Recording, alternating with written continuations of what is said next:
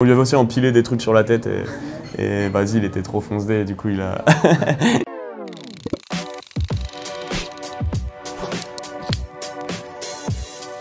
Ah, c'est Stéphane Leroux. Mais non. Si, c'est lui. Si, Mais non. il est passé sur France 3. C'est le prof de cinéma de notre lycée, Bréquigny. C'est un peu à travers, indirectement, lui qu'on s'est rencontrés tous autant qu'on est dans l'équipe, tous les deux particulièrement et tout le reste de l'équipe. Ouais, c'est le soutien. Il a connu tout le monde, quoi. C'était son chouchou, je connaissais tout.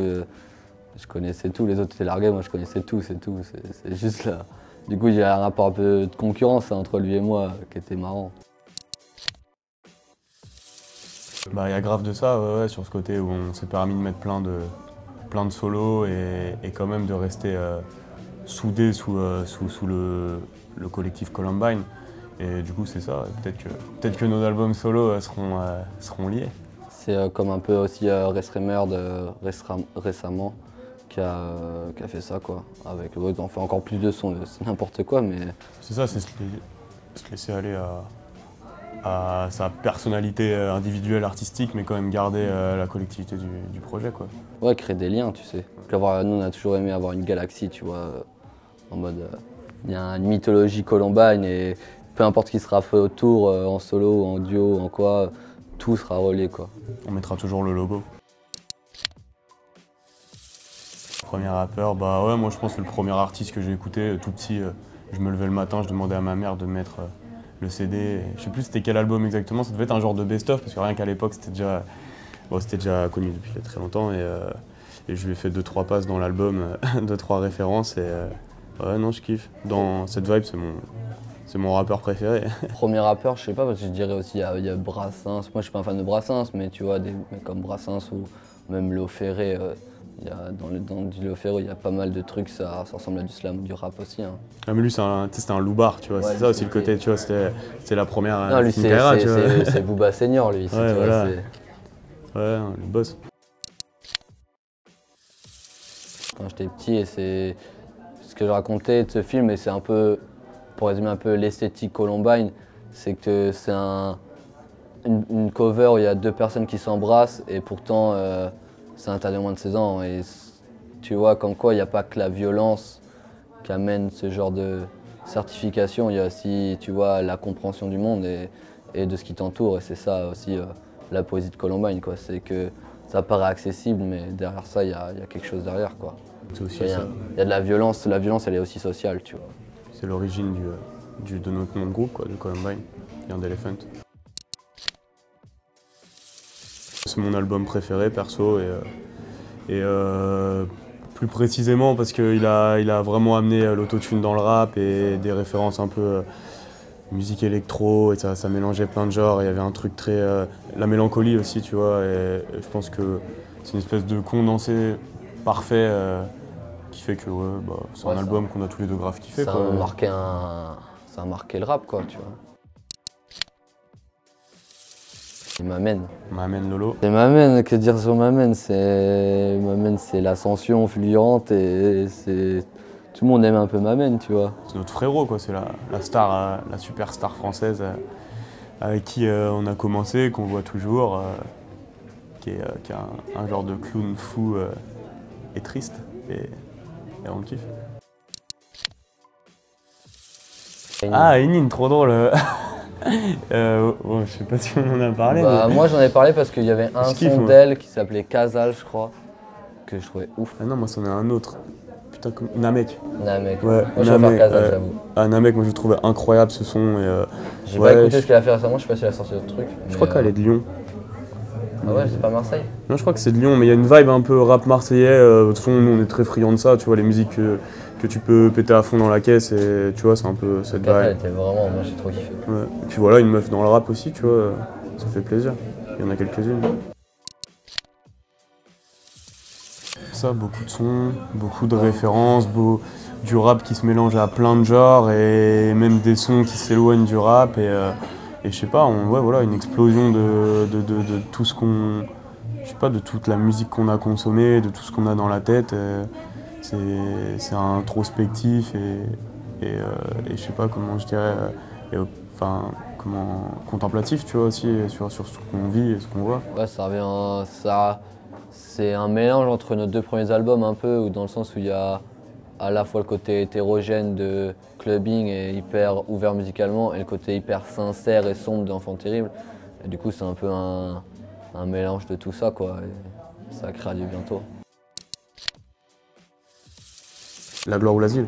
Ouais, en fait, c'est complètement ça. Je suis tombé par hasard sur cette interview et je trouvais l'image de la gloire ou le caniveau hyper forte. Et c'est un peu ce que tu peux avoir dans cette période de deuxième projet exposé, tu vois, après Enfant Terrible. Enfin, on en a eu 3 albums, mais le premier, il était un peu resté très confidentiel. Et du coup, il y avait beaucoup d'attentes sur donc, Adieu bientôt. Et du coup, il y a un peu ça, c'est genre, soit je réussis, soit je sombre dans la folie. Et il y a beaucoup ce rapport-là au succès dans l'album. Et puis voilà, Etienne Dao, c'est aussi un mec qui vient de Rennes. C'est un gars qu'on a samplé dans le dernier morceau de l'album, Puzzle. Donc on a samplé son titre Les flocons de l'été, pour un son un peu surréaliste et dans un délire. Et pour l'anecdote, du coup, il nous a autorisé personnellement à l'utiliser. Il nous a dit qu'il avait bien aimé le titre. Et c'est cool, tu vois, c'est une belle connexion. Le morceau en lui-même, c'est notre son un peu le plus fun de l'album, tu vois, genre même en concert, c'est vraiment le moment turn up où les gens jump partout et on voulait quand même garder quelque chose d'assez sombre sur le projet. Et Adieu bientôt, il n'y avait pas plus sombre, et puis même ça ouvre la porte à plein de questionnements et c'était Adieu bientôt, c'était une évidence en fait au final. Ah ok, ouais, on a fait un court-métrage qui s'appelait Crash Test tous les deux. Immobile. Ah oui, c'est 2 courts-métrages, ok. Tu l'as pas vu ça? Non, j'ai pas vu. Mais ouais, non, bon, ça. Faut pas que ça sorte, je pense. Non, Mais en fait, c'est le court-métrage qu'on a fait en cours pour une option. Voilà.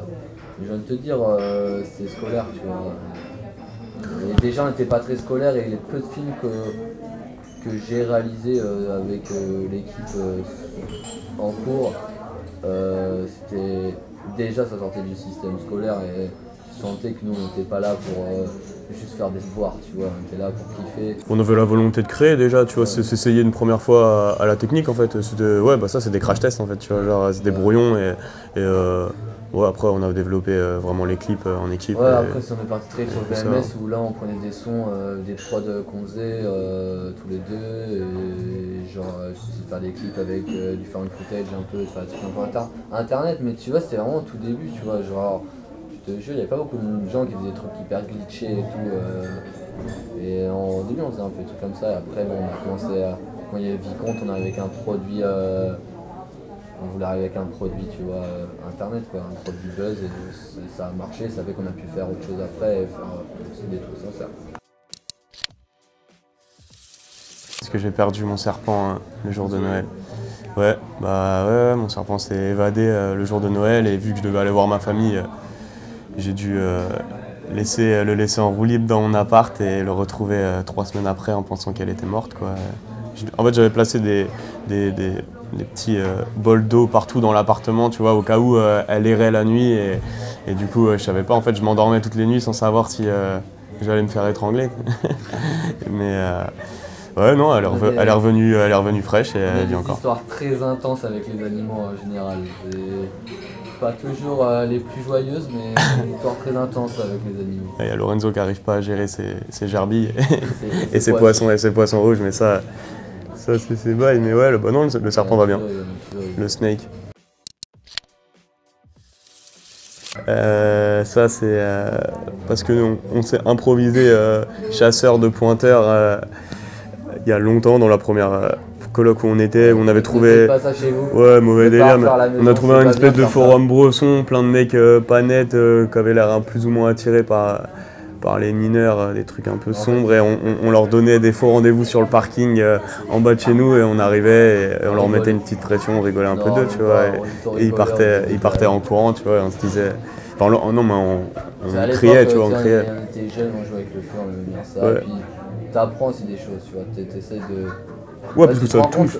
Ouais, tu te rends compte qu'il y a beaucoup de mecs qui sont. Sans limite. Qui sont sans limite. Très malsain comme truc, mais c'est un forum qui est connu pour être malsain. Du coup, on a regardé et c'était vraiment bresson. Et on s'est dit, qu'est-ce qu'on peut faire pour leur mettre, tu vois, un petit, je sais pas, genre les faire regretter, tu vois, de faire de la merde comme ça, tu vois.